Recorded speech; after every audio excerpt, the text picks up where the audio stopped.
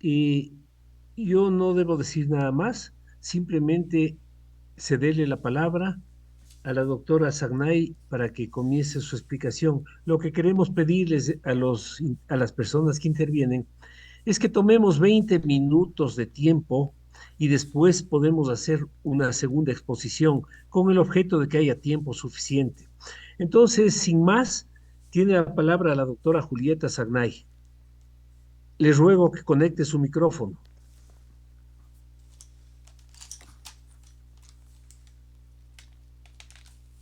Y si me puede esperar 5 segundos, que el teléfono está descargado, por favor. 5 segundos. Por supuesto, ¿Qué, encantado, encantado, qué tal Julieta, encantado. si mejor comenzamos primero con la parte legal para explicar de dónde viene la sentencia y lo que Muy implica bien, para después derivar en la parte ya médica y psiquiátrica? perfecto, Abelina, entonces Ya, tienes tú la palabra.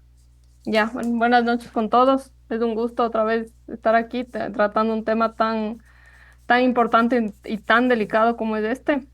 Ahora, justo viendo la fecha, me acordaba que hace justo 7 meses, un 29 de junio, estábamos hablando sobre una agenda peligrosísima que estaba siendo impuesta por la Corte Constitucional al país y que cosas que parecía que no tenían nada que ver, como estos supuestos derechos de los animales y los niños, estaban dentro de un mismo plan, un plan que es imponernos una ideología, anular al individuo y volvernos de un colectivo sin criterio y sin libertad. Y es justamente lo que ahora está pasando. Hace 7 meses decíamos que la agenda de la ideología de género está muy relacionada con lo que había pasado en ese momento y anunciábamos lo que estaba por venir y que ya llegó. Esta nueva sentencia de la Corte Constitucional, la sentencia 95-18 EP/2024, más conocida como el caso Salinas, es una sentencia que le impone al sistema educativo ecuatoriano la ideología de género. Es un caso que se inició, voy a hablar solo brevemente para no alargarme mucho en el tema legal. Es un caso iniciado en el 2017 y es sorprendente cómo recién, una vez que la Asamblea no aprobó el COS, el Código Orgánico de la Salud, que la Asamblea no tiene los votos para aprobar el CONIPE, el Código Orgánico de la Niñez y la Adolescencia, donde ya se intentaban meter estas ideologías, la Corte nos impone vía una sentencia. El caso se deriva de un niño de 5 años. Es importante tomar en cuenta que es un niño de 5 años, español, no ecuatoriano, hijo de españoles que residía en la provincia de Santa Elena, decidió que se autopercibía como niño. Y dentro de la institución educativa al que pertenecía, tanto el niño como los padres empezaron a exigir que se le trate como niño, es decir, que se le deje usar el uniforme de niña, que se le que se le llame no con el nombre inscrito en la cédula de identidad y en los registros del colegio, sino el nombre elegido como él, elegido por él de niña, que se le permita participar en las actividades de las niñas y que se le permita usar el baño de niñas. Ante un proceso un poco largo dentro de la institución, que también participó el Ministerio de Educación a través de las direcciones provinciales y distritales, se se llega a la presentación de una acción de protección en contra de la institución, que es desechada en primera y segunda instancia, y es así como el caso llega a la Corte. La Corte analiza de oficio los méritos del caso, es decir, el fondo, para utilizarlo en esta forma para imponer una agenda a la educación. ¿Cuáles son los conceptos muy peligrosos que trae esta sentencia? Esta sentencia que acepta que el colegio debería haberle tratado a este niño de 5 años como niño. Primero, hay una distorsión de lo que es el concepto de grupos de atención prioritaria. La Constitución señala que los grupos de atención prioritaria son los niños, los adultos mayores, las madres embarazadas, pero nunca se menciona que las personas con un autopercibimiento de género, que más es una disforia de género, son un grupo de interés prioritario. La Corte señala que este niño, al tener un autopercibimiento distinto al de los demás, Recording in progress. es una persona de atención prioritaria independiente del resto de niños. La Corte específicamente señala que la gravedad en este caso, la gravedad se configura por la posibilidad de que los estereotipos sobre la asignación del género en la sociedad establezcan patrones y perjuicios a quienes no encajan en lo comúnmente aceptado.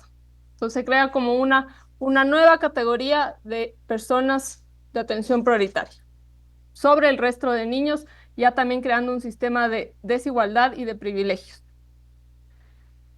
El segundo concepto peligroso es el reconocimiento y la imposición de un derecho que no existe en nuestra Constitución y en nuestra ley, que es el derecho a la identidad de género. Existe el derecho a la identidad, pero no existe el derecho a la identidad de género.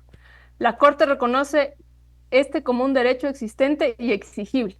A partir de esta sentencia, este derecho podría ser exigible ante cualquier institución educativa o cualquier institución contra cualquier persona bajo los mecanismos de ejercicio de los derechos constitucionales. Además, contradice al propio Código Orgánico de la Niñez y la Adolescencia, que ya establece cuáles son los elementos de la identidad, y en ninguno de estos está el mal llamado autopercibimiento de género. Inclusive señala la Corte que este supuesto derecho se puede ejercer en cualquier etapa de la vida, incluido un niño de 5 años o menor. Y en su punto 130 señala, el derecho a la identidad de género se ejerce en todas las etapas de la vida, sin un criterio científico, sin un sustento médico, sin un sustento psicológico. La tercera distorsión que se puede identificar en la sentencia de la identidad de los niños. De acuerdo con el artículo 33 del Código Orgánico de la Niñez y la Adolescencia, los elementos de la identidad son el nombre, la nacionalidad, las relaciones con la familia de conformidad con la ley. Ninguno de estos derechos fue afectado por la institución educativa, y la expresión de género o la mal llamada niñez trans no es un elemento de la identidad reconocido por la Constitución. La tercera distorsión es la distorsión de la igualdad ante la ley. La Corte separa con argumentos muy cuestionables el ejercicio legal y el ejercicio material de los derechos constitucionales, y establece que las poblaciones llamadas vulnerables, como en este caso es las personas con disforia de género, a quienes llaman la niñez trans, para poder ejercer materialmente sus derechos en igualdad de condiciones, requieren de adopción de medidas especiales de equiparación y de tratos diferenciados. Entonces, ¿qué es lo que sucede? Además, que no se sabe a qué llaman derechos, sino son solo a sus deseos, a sus autopercepciones, si son a los derechos constitucionales, pero ya se establece que estas personas tienen que tener condiciones diferentes y un trato diferenciado para supuestamente equiparar el goce de los derechos con el resto de personas. ¿Qué significa esto? Que todos nosotros tenemos que adaptarnos a su autopercepción, sin importar nuestros propios límites de derechos, para que supuestamente puedan ejercer los derechos de igualdad, creando así más bien una especie de desigualdad y de régimen de privilegios. Es decir, las mujeres tenemos que aceptar que hombres que se crean mujeres participen en nuestros deportes, usen nuestros baños, participen en nuestras mismas actividades, porque esa es su régimen diferenciado de trato para supuestamente ejercer derechos en igualdad. La siguiente distorsión, y la más grave, es que la Corte identifica a la ideología de género como una verdad no refutable. Una verdad, como decir que el sol quema, para la Corte Constitucional es la ideología de género. Una verdad que está sobre la biología y sobre la ciencia, sobre la medicina. Y les voy a leer específicamente aquí lo que dice la Corte. La Corte reconoce que el sexo asignado al nacer es una simple asignación, no es un hecho biológico.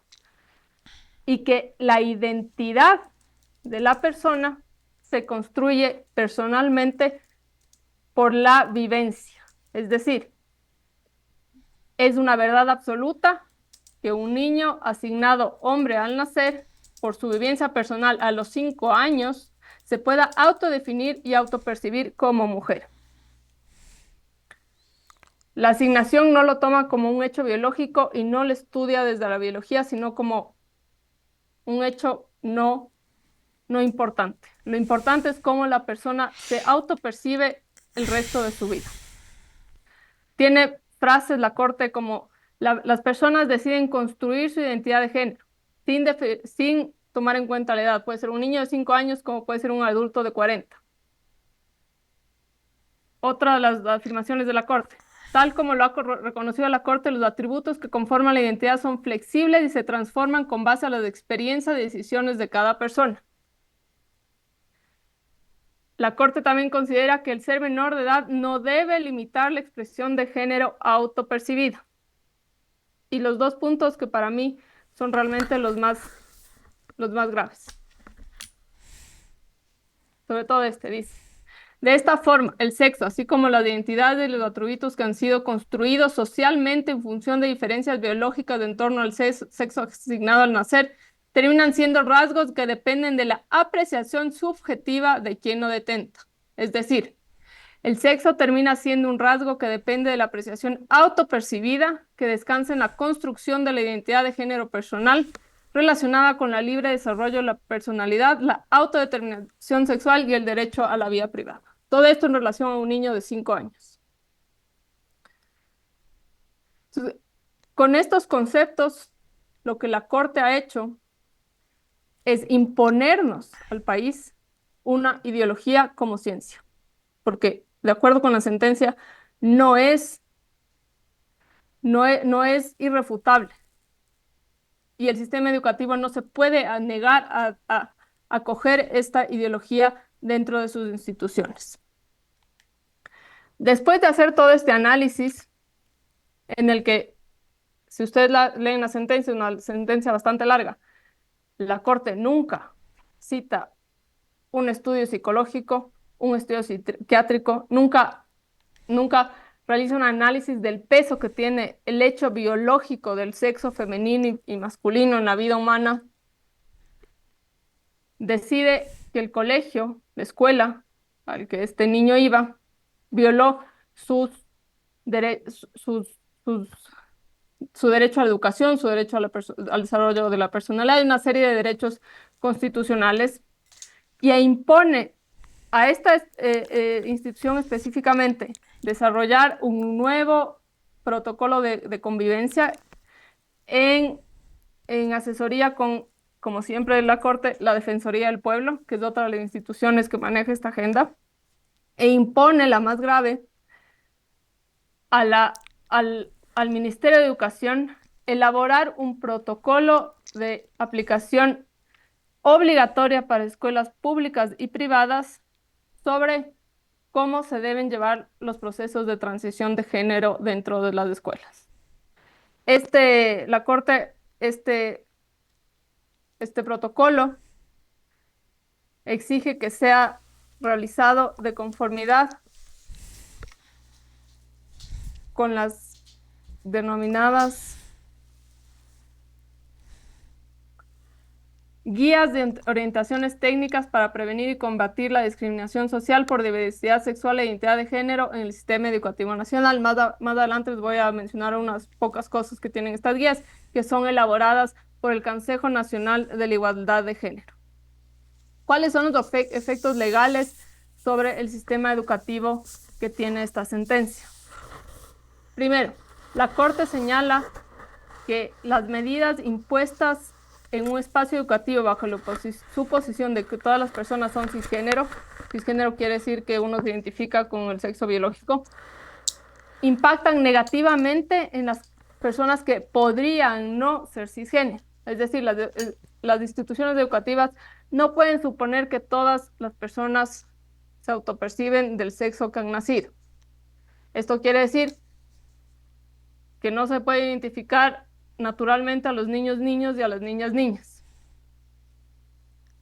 La obligación que tienen las unidades educativas de adoptar medidas que contribuyan a lograr esta supuestamente igualdad material, que quiere decir que las personas que se autoperciben otra cosa tengan un trato diferenciado. La Corte identifica como vulneración de derechos no dejar utilizar el baño de niñas a un niño,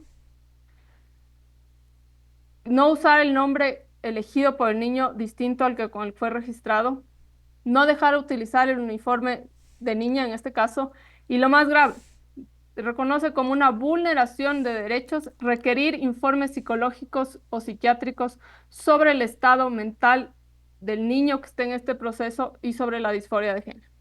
La psicología, la psiquiatría, la medicina y la biología no pueden ser tomadas en cuenta. La Corte también reconoce que la estructura binaria en una escuela, es decir, identificar niños y niñas, es per se discriminatoria. ¿Cómo se deben identificar a los niños en los colegios? Si ya no pueden ser niños y niñas, ya no se pueden hacer actividades separando niñas y niñas, niños y niñas. Ya no se les puede llamar a los niños niños y a las niñas niñas porque no se puede asumir que son cisgénero. Identifica todas estas estructuras binarias como discriminatorias per se. También impone a las instituciones educativas esto, dice, quien adopta una identidad de género femenina asume los roles asociados a las niñas cisgénero. Las autoridades escolares tenían la obligación constitucional de garantizar que la niña pudiera expresar de modo integral y seguro su identidad de género. Genera una obligación muy grave para todas las instituciones escolares, sin analizar el interés superior de los otros niños, sin tomar en cuenta el efecto que esto puede tener sobre otros niños ni sus derechos.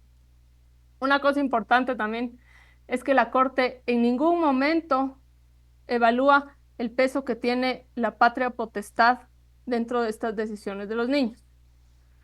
La Corte señala que es simplemente un derecho del niño a autopercibirse. Nunca señala que estos procesos deben ser iniciados bajo estricto requerimiento de los padres o autorización de los padres, dejando abierta la posibilidad a que internamente en las instituciones educativas los niños puedan elegir o autopercibirse sin necesidad que los padres estén presentes y sin necesidad de que los padres den su autorización. En ninguna parte de la sentencia se menciona la patria potestad.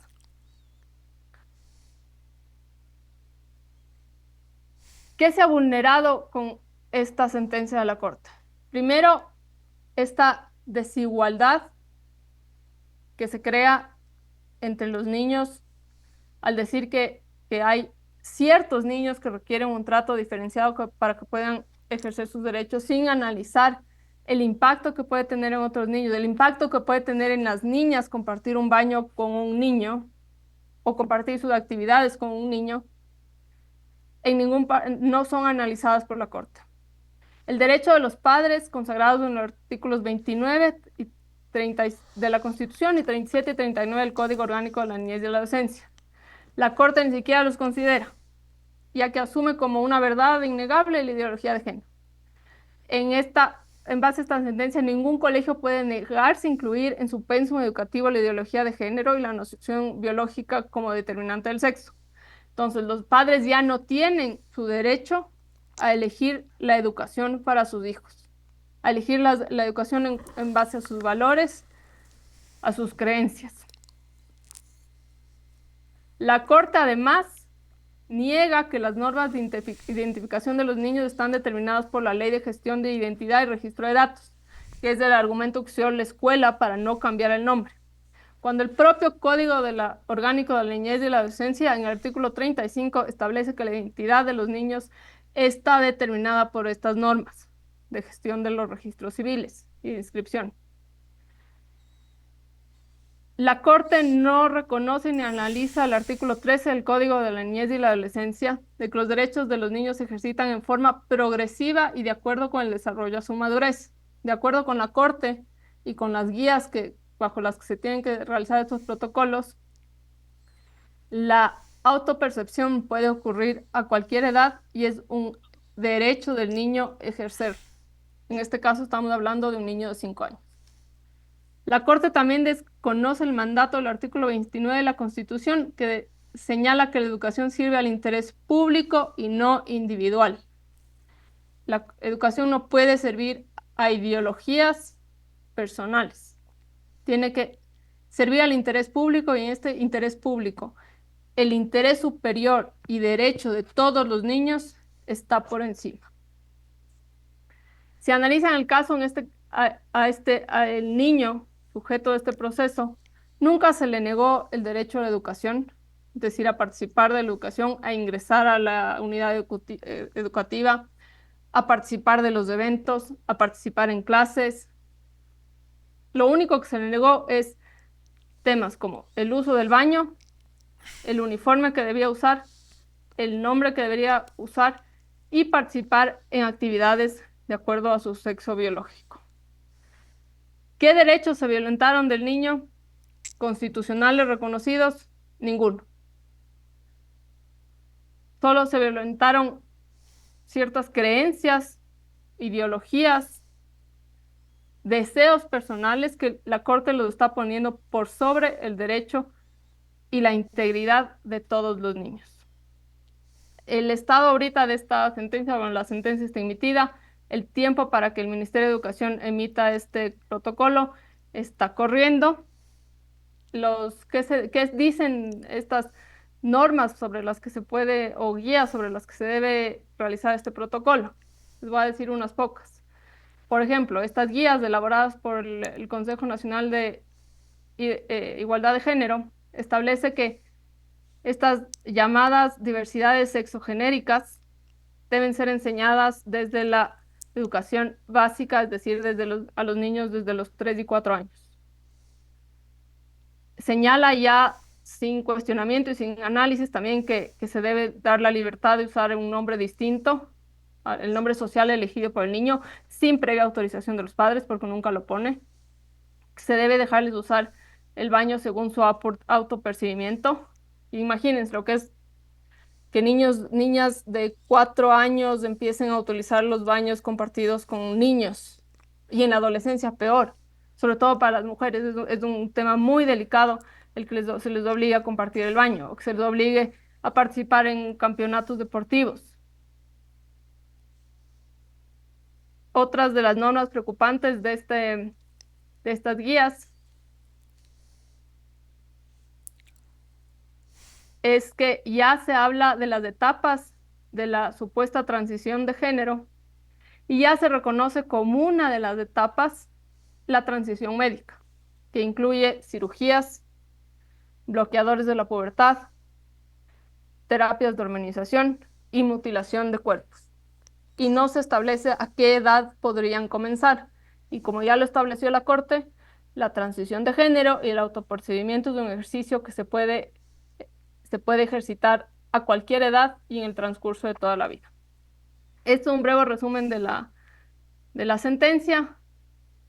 Lo más importante ahora es escuchar la parte ideológica y sobre todo la parte médica de la doctora Sagnay y de Pablo.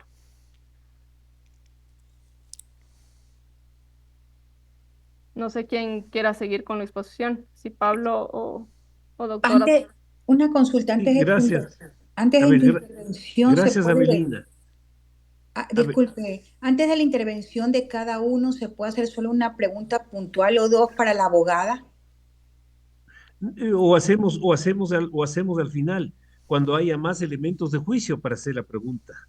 Hagamos al Es que, final las preguntas. ok, muy Sí, amable, gracias, al final. gracias. Hagamos al final las preguntas, porque de otro modo se perjudica el tiempo de los expositores. Muy bien. Doctora Julieta Sagniay, por favor. Sí, muchas gracias. Es mejor que empezaron por lo legal para tener más claras las cosas. Se ve que, como dicen, están escribiendo aquí, esto ya lo han venido construyendo poco a poco desde hace varios gobiernos, incluso desde la época donde le llamaban el COS, el Código de la Salud, en donde estaba la ministra, que le llamaron la ministra Muerte, la ministra Verónica Espinosa. Desde ahí empezó todo, trabajándose la Asamblea Nacional para que se aprueben todo este tipo de leyes que empezaron poco a poco, primero con la ley de la legalización de la marihuana y el cultivo de la marihuana, luego con el aborto, que usted como ve, cada gobierno avanzó más, 12 semanas y seguirá avanzando más con lo del aborto por cualquier causa, sin denuncia, sin objeción de conciencia. Luego tomaron un caso sensible como fue la eutanasia para que todo el mundo dijera, uy, sí, pobrecito, y ahora a mí los pacientes me piden eutanasia psiquiátrica, sí, todos los pacientes me piden que les asista en el suicidio, porque eso es lo que hacen, abren una ventana y abren la puerta para que esto se desborde y se normalice en la mente de las personas. Y después también fue vientre de alquiler, el matrimonio igualitario y ahora esto, ¿no? ¿Qué viene después? ¿Qué viene después de la niñez trans? En este momento le están llamando protocolos nada más.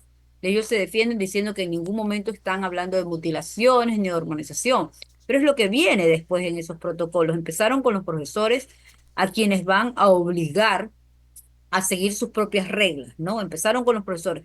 Y la pregunta es aquí, para que los profesores obedezcan las guías que ellos están haciendo, debe existir un diagnóstico. O sea, para decir que hay una disforia de género infantil o niñez trans, debe haber un diagnóstico. O porque el niño me diga que es un unicornio, tengo que tratarlo como un unicornio. Entonces, a los profesores les están poniendo en una encrucijada aquí, ¿no? Hay una evaluación de un pediatra, de un neurólogo infantil, de un psiquiatra que es el psiquiatra infantil, del endocrinólogo infantil, del psicólogo clínico, antes de aceptar que un niño se autoperciba como género, como ellos le llaman, no binario, queer, le tienen diferentes nombres, ¿no? Porque sabemos que hay mucha influencia de parte de las redes, ¿no? He tenido los casos, existen los casos, sí, en su gran mayoría mujeres, adolescentes, desde los 11 años de edad. La mayoría de casos, yo ya vengo esto tratándolo desde hace algunos años, la mayoría de los casos son falsos positivos. ¿Qué quiere decir? Remiten en la adultez. He venido siguiendo varios casos, 20, 25 casos más o menos, solo dos de varones, la mayoría de mujeres, la mayoría de ellos con comorbilidades, es decir, la disforia no tomaba, no era prioridad, sino más bien los desórdenes de sus estados de ánimo, como las ideas de suicidio, el cutting, se autolesionan, el consumo de sustancias, los cambios de ánimo, la depresión, uno de los trastornos más asociados a esta incongruencia de género, porque así le llamamos en la infancia, no podemos hablar de disforia de género infantil porque no cumple todos los criterios del DSM-5, que es la Biblia de la psiquiatría, y del 6 y 11, no cumplen con los criterios. Entonces, porque incluso hay diagnósticos con los que se puede confundir. Y aquí hay que hacer el diferencial. La disforia de género experimenta un malestar, ¿no? La persona describe que su identidad no coincide con el género o con el sexo que se le asignó al nacer. No siente incomodidad con su sexo biológico y se puede confundir o a veces ir juntos con la dismorfia, con el trastorno dismórfico corporal, que a veces están juntos. ¿Cuál es la diferencia? Que en la disforia hay una incomodidad y este criterio diagnóstico en los adultos, que puede provocar depresión, ansiedad en su salud mental, ¿no? Y en cambio que en la dismorfia, su idea obsesiva es hacia una parte del cuerpo, que puede ser el brazo, la pierna o sus genitales, en donde ellos ven un defecto, en donde ellos necesitan repetitivamente verse al espejo y revisar este defecto y donde sienten incomodidad. A veces van juntos eso. Yo he tratado pacientes trans adultos y a veces estos Ah, dos van juntos. También se puede confundir, también se puede confundir con un trastorno disociativo, en donde es que antes le llamábamos trastorno de personalidades múltiples, en donde puedes tener varias personalidades, hay una confusión de roles entre una de las personalidades. Mire, y esto también se da en la vida real, pero son casos muy, muy, muy determinados. Entonces, para nosotros los psiquiatras, es difícil, es complejo diagnosticar esto en un adulto, porque la disforia de género es la punta del iceberg y detrás de debajo de ese gran iceberg, encontramos trastornos de personalidad. Uno de los más comunes es el trastorno límite de la personalidad. Las personas que tienen este trastorno, un día es como vivir en la punta del abismo. Parecen bipolares, pero no lo son. Te odian, te aman, todo es blanco, negro, se automutilan, tienen problemas con con la fijación de su cuerpo, pueden presentar trastornos alimentarios, bulimia, anorexia, y siempre, la mayoría de los casos manifiestan esta inconformidad con su orientación sexual. La identidad sexual es con la que naces, ¿no? Donde se identifican los caracteres sexuales primarios y secundarios. Los primarios, tus gónadas, tus Señora, testículos, active a tu mi niño, útero, me tu mando a vagina. tomarme la pastilla Mientras que los A las caracteres 5, a las secundarios están no, ya a las cuando 6. empiezan a salir del a vello las 6 facial ya. y todas las características del vello facial, te empiezan a salir los senos y todas las características, ¿no? Entonces, es muy común que uno se confundan estos diagnósticos o que vaya uno pegado al otro. Entonces, imagínense lo complejo que es para un adulto. ¿Cómo será para, le hablaba de la psiquiatra infantil y me dijo, no hay disforia de género infantil, no se puede, mínimo se debe esperar, ¿no? ¿Por qué? Porque el neurodesarrollo culmina a los 25 años y es la hipófisis, todo el sistema endocrino termina de formarse entre los 20 y 25 años. Entonces, si a un niño tú le dices que es un superhéroe, el niño va a repetir que es un superhéroe. Si a un niño tú le dices que a una niña le dices que es una princesa, el niño va a repetir que es una princesa porque está en su periodo de aprendizaje, en su periodo de imitación. Entonces, es con toda esta situación de las redes, he tenido casos de una niña de 11 años, que me dijo que ella creía que era lesbiana porque le gustaba a su amiga. En realidad ella tenía un apego, una cuestión afectiva con su mejor amiga, pero quería suicidarse porque sentía culpa y quería suicidarse porque escuchaba unas voces que le decían que se matara. A la niña la mandé a ingresar a varios hospitales. Resulta que en este país no hay ese servicio para los adolescentes. En el IES le dijeron que no podían atender ese caso. En el Ministerio de Salud le dijeron que no porque era del IES. Y esta niña me dice, o sea que voy a esperar hasta los 18 años con estas voces que me ordenan matarme. Y ahí la confusión de ella de su identidad. He tenido estos casos, sí, y la mayoría han remitido. La mayoría han remitido. Recientemente vi una joven de 19, 20 años que ya está estudiando en la universidad y se reía de todo esto. Me dice, es la influencia de las redes, doctora, que uno como quiere pertenecer a algo, uno repite, el otro dice, y también uno se confunde, me dice, pero eso ya pasó. En otros casos, por ejemplo, por un trauma infantil, una cuestión de abuso sexual, en las mujeres por lo menos, se genera un odio, un rechazo hacia el hombre, hacia el genital masculino. Entonces, o una forma de castigo hacia su madre, aquella que cuando ella le cuenta que ha sido abusada por el padrastro, no le cree o simplemente minimiza sus problemas. Entonces estas chicas luego afirman que se identifican con el género, con personas de su mismo sexo, y a veces lo hacen incluso por castigar a sus padres. Pero la mayoría de los casos han remitido. El caso de que tuve de un adulto, de una persona trans, profesional, que la acompañé en todo su trayectoria porque tenía problemas emocionales muy fuertes, tenía trastorno límite de la personalidad, pasó por la hormonización. Como es médico, ella mismo buscó los endocrinólogos. Como es médico, cambió su voz, salió el vello facial y se realizó una manga gástrica. Después de la manga gástrica empezó a presentar alcoholismo. Ella tenía rasgos obsesivos de su personalidad. Sabemos que cuando hace la bariátrica, perdón, se elimina una enzima y ella empezó a beber alcohol. El problema de ella era el rechazo de su madre, ¿no? El rechazo completo de su madre. Ella llegó hasta la mastectomía. Hablamos de una persona de 35 años que estaba segura de lo que hacía. llegamos hasta la mastectomía.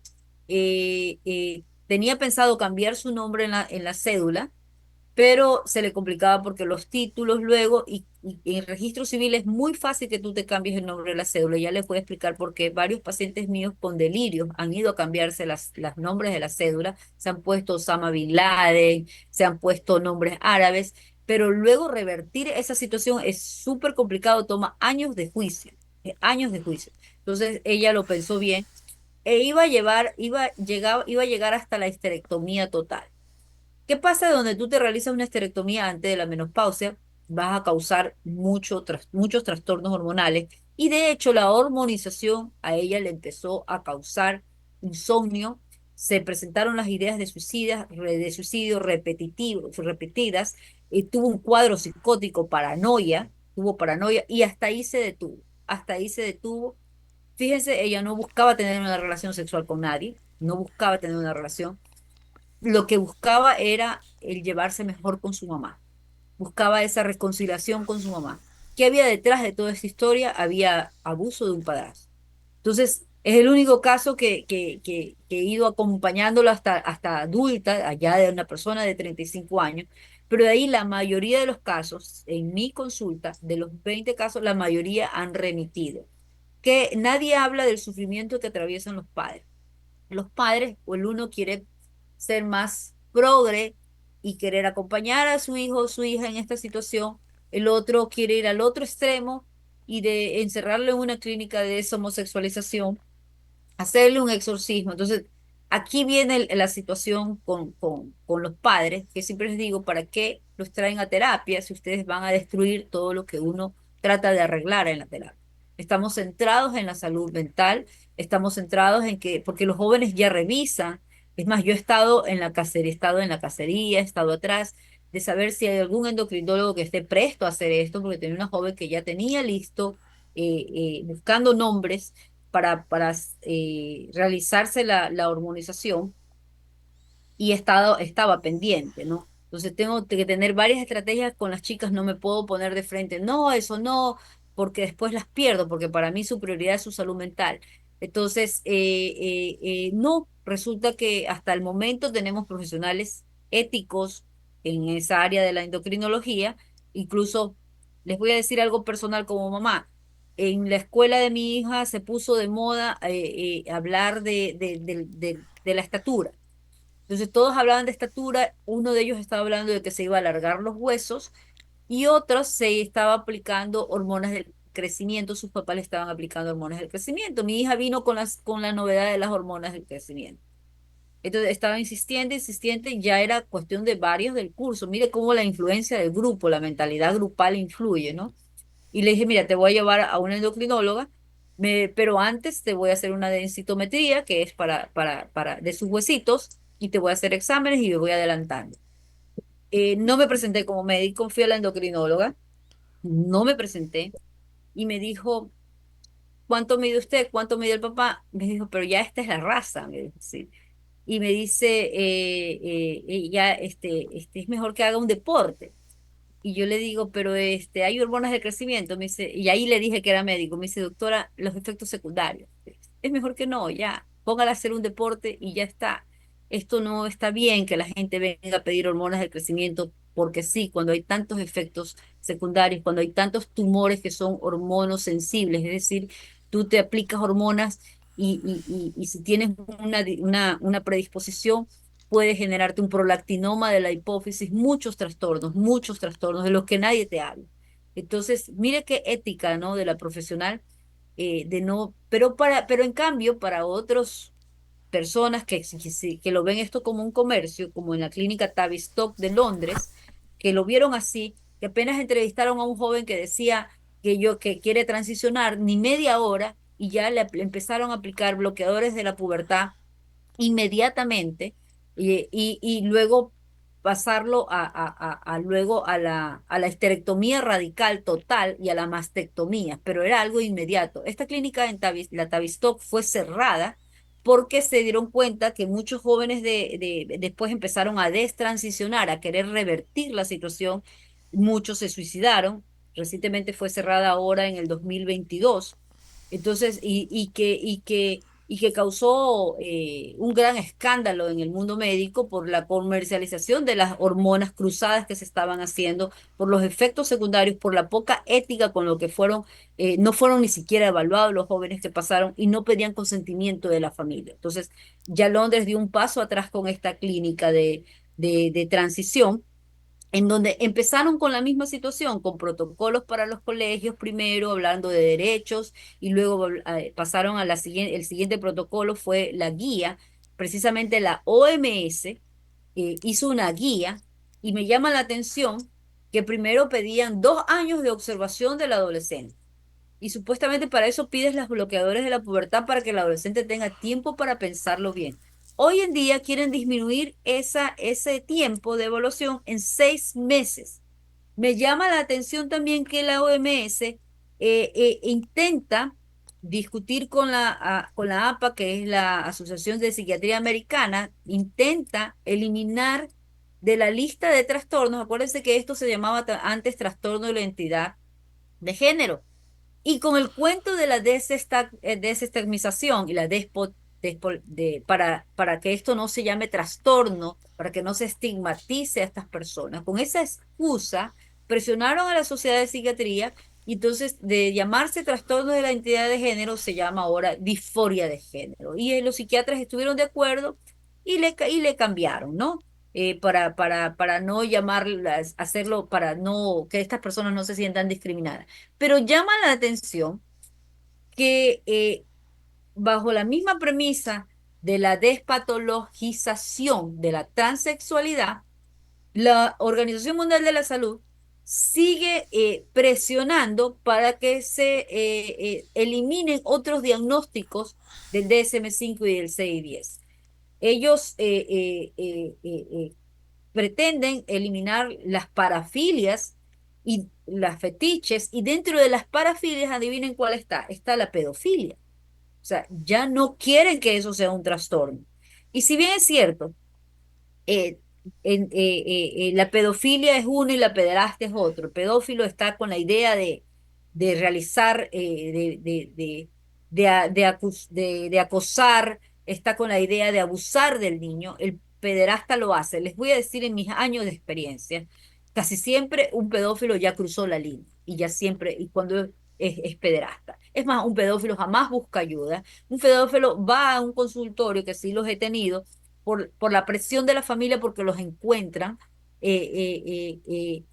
realizando alguna actividad, revisando el internet profundo, revisando los baños, viendo su propia hija o viendo sus propias familias. Entonces, me los han llevado a consultas obligados, pidiéndome que les realice, que les dé medicamentos para bajar la libido y todo eso. Es una población que la verdad para mí ahí se me quita todo lo ético, porque en verdad yo veo estos casos y digo, estos tipos, estas personas, no, con esa mente que maquiavélica, calculadora, cómo acechan a los niños, cómo buscan trabajo cerca de los niños, que cómo estarán ellos en este momento felices porque se abra esta puerta de la niñez trans. Han de estar preparando sus estrategias, ¿no?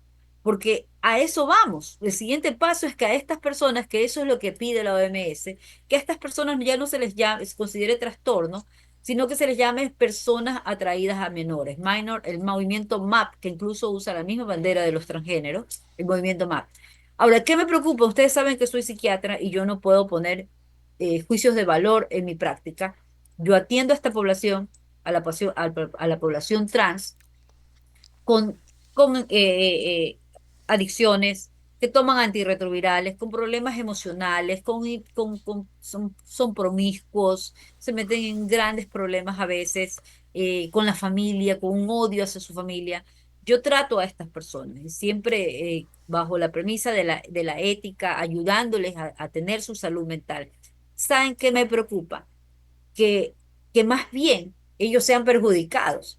Porque cómo los vamos a ver? Ayer estuve en un debate en donde hay un grupo de personas LGBTI, y un grupo de ellos están en contra de que esto se dé en niños, y estaban empezando a discutir diciendo esto no puede pasar en los niños, recuerden todo lo que nosotros sufrimos de niños, Entonces el otro dice, no, pero es que hay que salir del closet.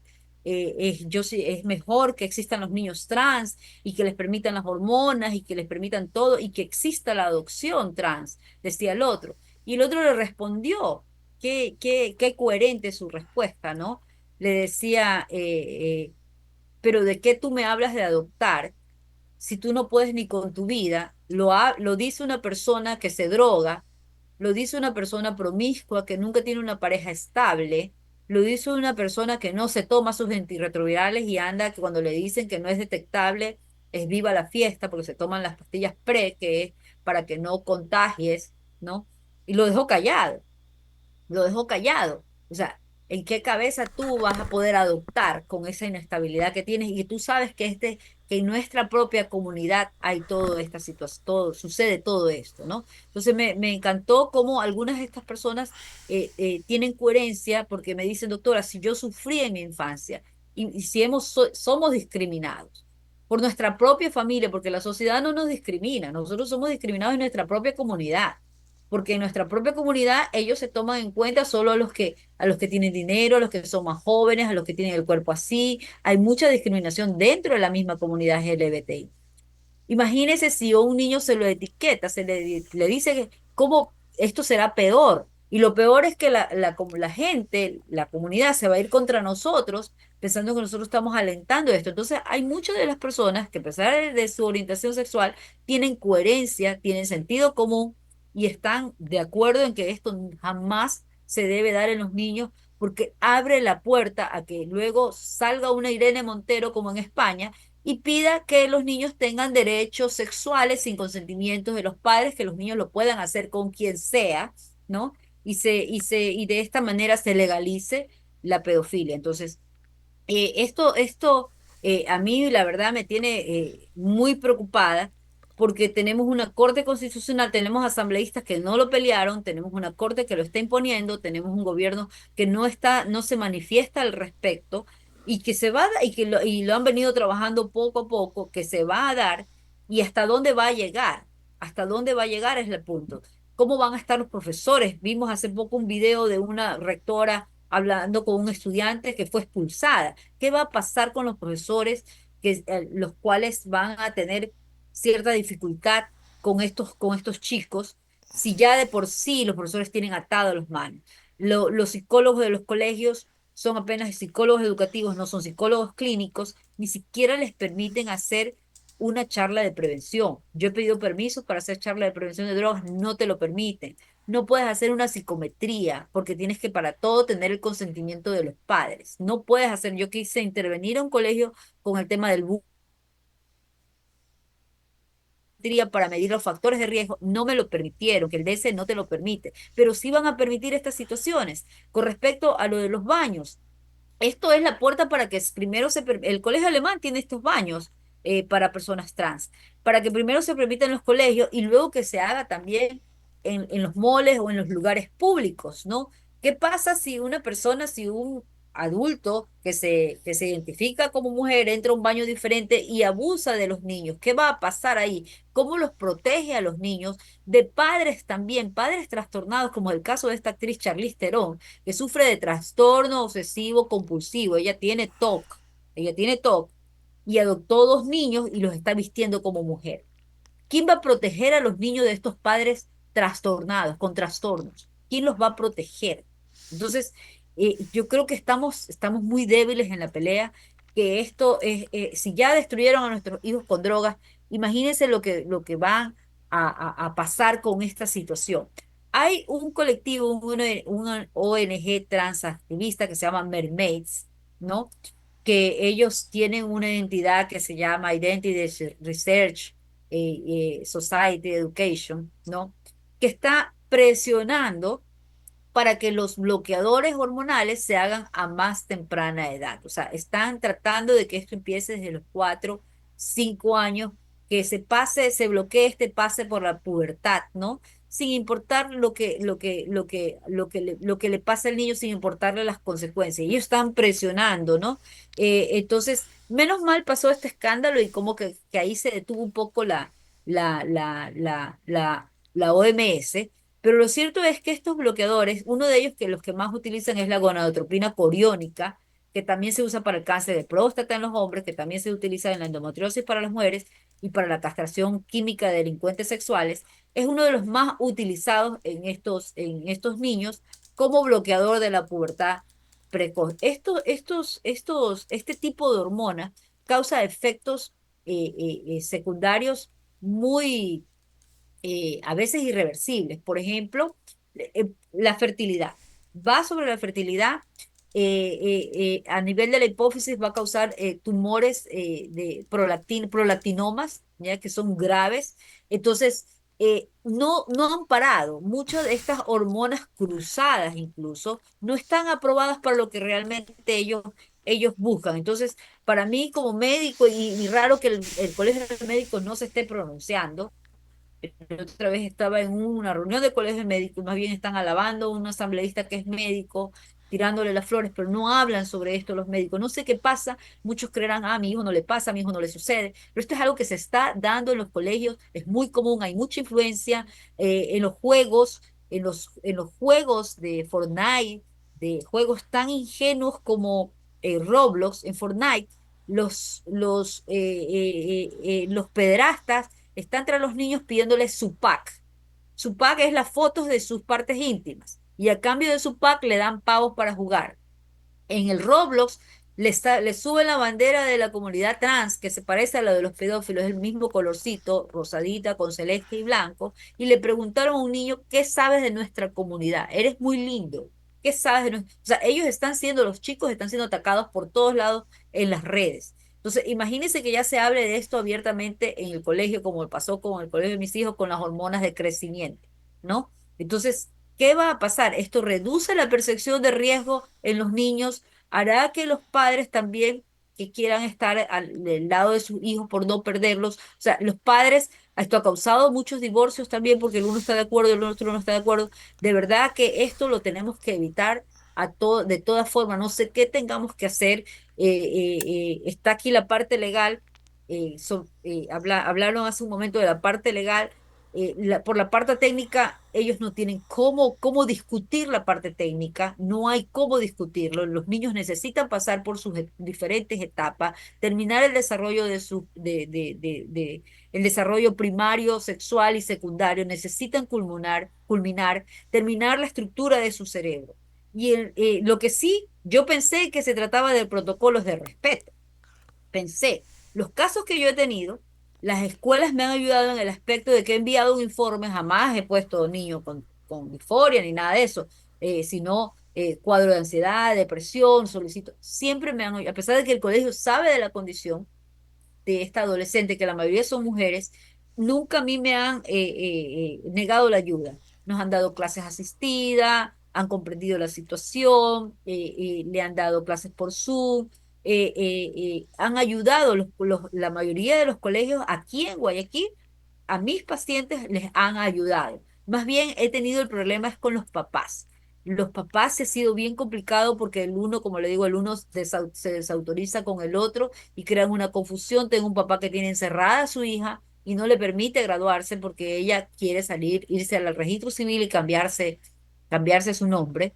Entonces, muy pocos casos que no han remitido, que se siguen trabajando, pero como le digo, es importante que espere, que en el caso de existir un niño con esta incongruencia, ya le digo, no le voy a llamar disforia de género porque el término, el diagnóstico, no hay disforia de género infantil, la incongruencia que puede ser un falso positivo, generalmente es pasajero, generalmente remite y generalmente detrás de eso encontramos familias disfuncionales con otros problemas y lo que carecemos en este momento es de profesionales especializados en esto.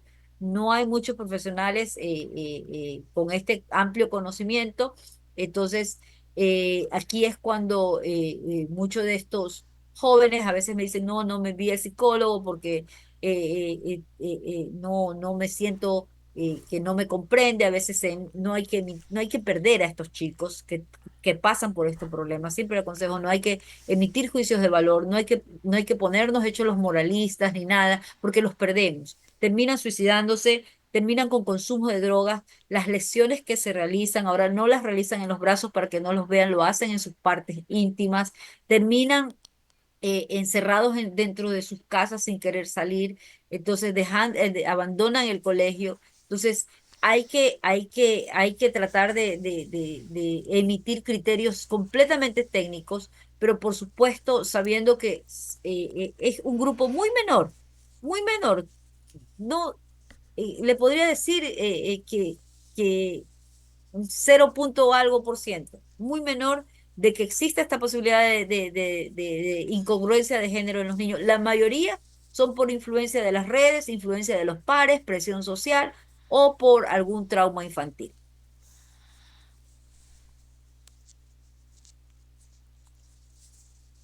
Hola. Está sin audio. Gracias, doctora Sarnay. Qué importantes intervenciones. Le vamos a dar la palabra a Pablo Granja, al editorialista Pablo Granja. Muchas gracias, José Ignacio, por tener esta oportunidad de compartir algunas de las investigaciones como una persona eh, curiosa de estos temas. Yo quiero partir de dos puntos que acaban de señalar tanto Adelina como la doctora Sagnay. Y el uno se refiere concretamente el de Avelina. Yo no voy a entrar en el tema legal porque creo que no hay nada más que decir. Pero hay un hecho que lo señaló Avelina, que por un caso que aparecido en una escuela de Salinas, se legisla para afectar a toda la comunidad estudiantil del país. Según datos oficiales del Ministerio de Educación, para el periodo 2023-2024, se matricularon 4.202.798 estudiantes que serán afectados por la imposición esta de la Corte Constitucional basado en un caso. Y esto es tan preocupante, la angustia que se nota en todos nosotros, en la intervención de la doctora Sagnay inclusive, ante la pregunta de qué podemos hacer, qué debemos hacer. Yo con esto pretendo, con mi intervención, pretendo más o menos esclarecer un poco cómo nace, cómo se desarrolla, quién lo apoya. Y vamos a llegar a la conclusión de lo difícil que es luchar contra esto. Vi en el chat que Rodrigo Gómez de la Torre decía que esto empezó el siglo pasado, efectivamente. Hay quienes señalan que a partir del mayo, el mayo francés de 1968, en que se produjo esta revuelta estudiantil pidiendo libertad e igualdad, tenía mucho que ver con el reclamo que los estudiantes hacían a las autoridades y a la sociedad en general sobre más libertad sexual. Fue una revolución pacífica, pero muy ingeniosa, a la que se fueron uniendo poco a poco los partidos políticos de izquierda, y aquí toma relevancia dos personajes, que son Jean-Paul Sartre y su compañera Simone de Beauvoir. Simone de Beauvoir emite también una opinión, una frase, que se vuelve con el tiempo en un ícono y es utilizado después por todos los movimientos trans. Ella escribe que no se nace mujer, que se llega a serlo, ¿ya? Entonces, apoyados por este prestigio que tenían tanto Jean-Paul Sartre como Simone de Beauvoir, se empiezan a juntar otros sectores, y estos movimientos empiezan a recibir un apoyo propagandístico y de publicidad que empieza a alimentar económicamente a estos movimientos. Pero muchos dicen que lo que estamos viviendo ahora es el coletazo de la Revolución de Mayo del 68. Pero tenemos que saltarnos un poco porque sobre eso se ha escrito mucho y se podría hablar muy largamente sobre el tema. Tendrás el foco, por favor. El, el tema de la identidad de género empieza a tener un espaldarazo fenomenal por parte de la Organización Nacional, bueno, por la ONU, de la Organización de Naciones Unidas, quien ya en la Asamblea General de 1996 insta a que todos los estados e instituciones supranacionales promuevan una política activa y visible de la perspectiva de género. Y esta perspectiva de género, eh, eh, la ONU lo empieza a manejar a través de agencias propias de la ONU, como son la UNICEF, la UNESCO, la Organización Mundial de la Salud, entre otras. Siguiendo un poco más adelante, para el año 2015, la Organización Nacional, la ONU, presenta ante la Asamblea General lo que ellos titulan como la Agenda del Futuro, que después pasa a tomar el nombre de la Agenda 2030. Esta Agenda 2030 consta de 17 objetivos y 169 metas y es presentada como un plan de acción en favor de las personas, el planeta y la prosperidad.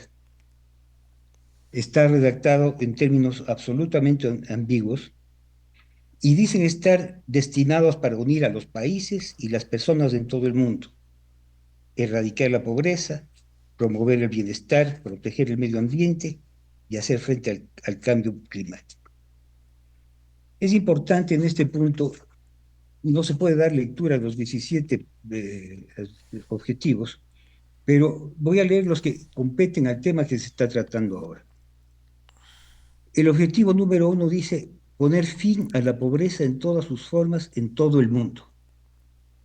Poner fin al hambre, el objetivo 2 es poner fin al hambre, lograr la seguridad alimentaria y la mejora de la nutrición y promover la agricultura sostenible. El número 4 dice garantizar una educación inclusiva y equitativa de calidad y promover oportunidades de aprendizaje permanente entre todos y para todos. 5. Lograr la igualdad entre los géneros y empoderar a todas las mujeres y las niñas. Pero esto está escrito en un lenguaje absolutamente ambiguo y engañoso.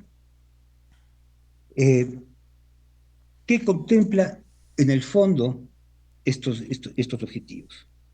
Por ejemplo, el objetivo número 1, el que se refería a poner fin a la pobreza en todas sus formas, en todo el mundo, se empieza a diseñar que sería la implementación de un salario único universal, en el cual la gente ya no tendría la necesidad de endeudarse para comprarse una casa o tener su vehículo propio, porque todo esto vendría dado por el nuevo orden mundial que se crearía para que todo el mundo sea feliz.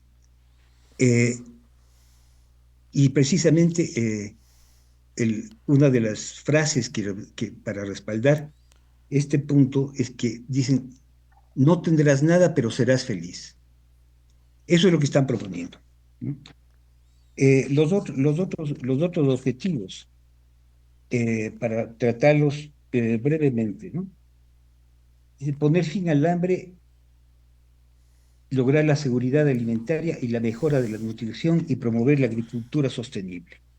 Detrás de esto hay un plan que tiene que ver con la implementación de nuevas formas de alimentación utilizando semillas tratadas, alimentos transgénicos, pero también tienen que ser centralizadas estas decisiones y estos medios de producción y de consumo por lo que ellos se diseña como un gobierno global.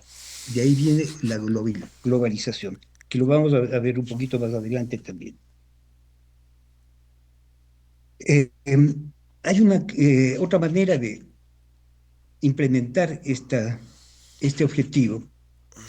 Proponen la creación de una tarjeta de consumo, en que cada persona, cada familia tendrá asignado lo que necesita para su propia subsistencia y que puede ser retirado o recibido de manera puntual para cubrir sus necesidades personales,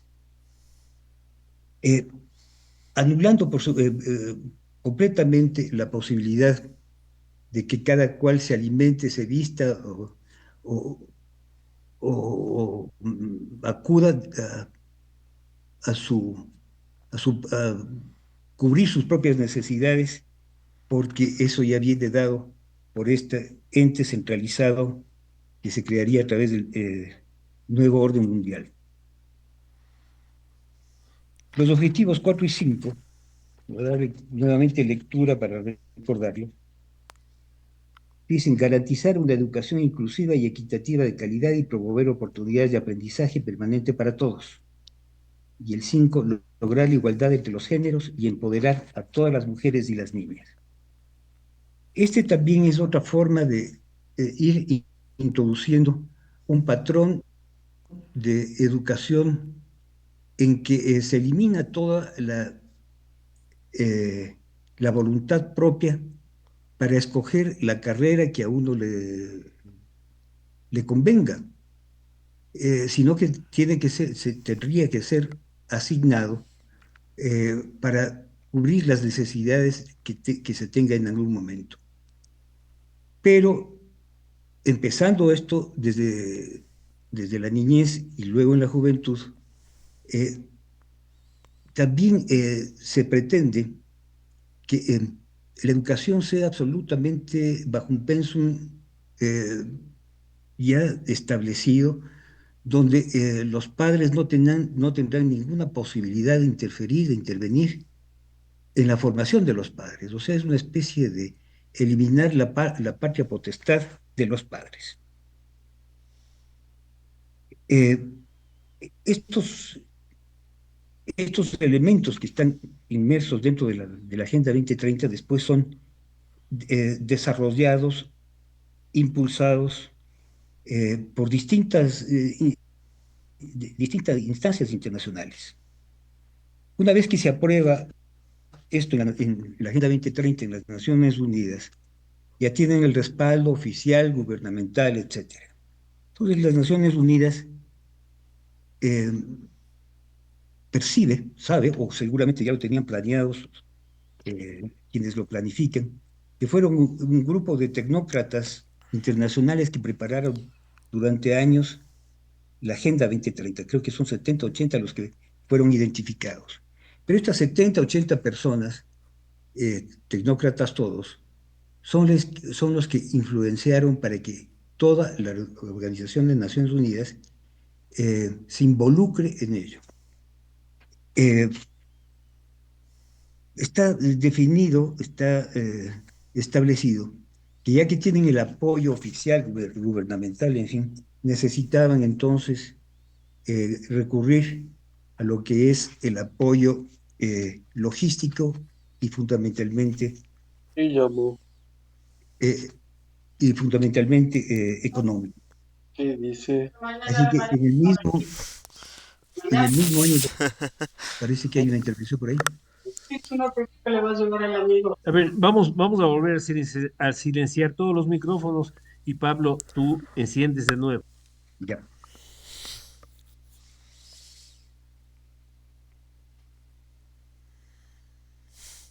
Ya sigue, por favor. Ok. Entonces, para buscar ese apoyo financiero y el brazo operativo de esta agenda, la ONU, en el mismo año 2019, firma el acuerdo de asociación estratégica con el Foro Económico Mundial, que es más conocido como el Foro de Davos.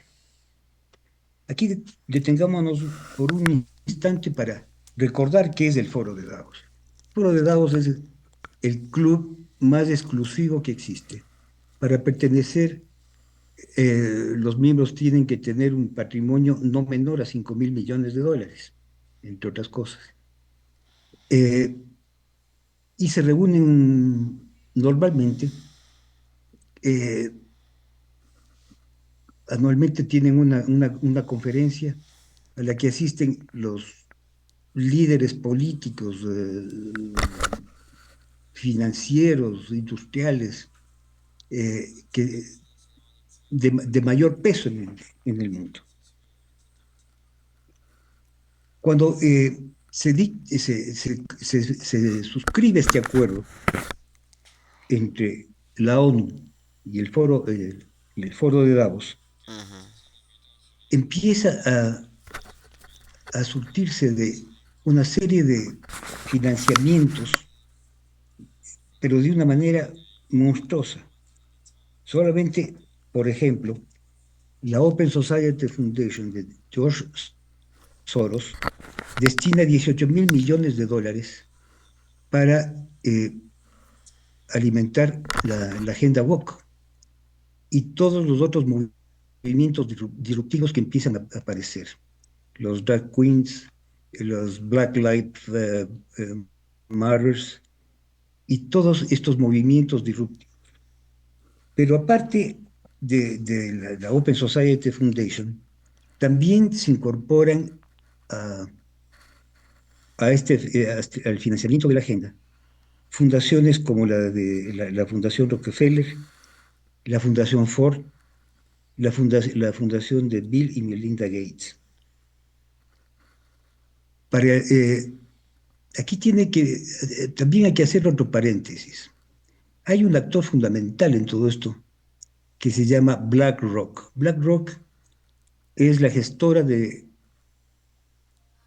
negocios más grande del mundo.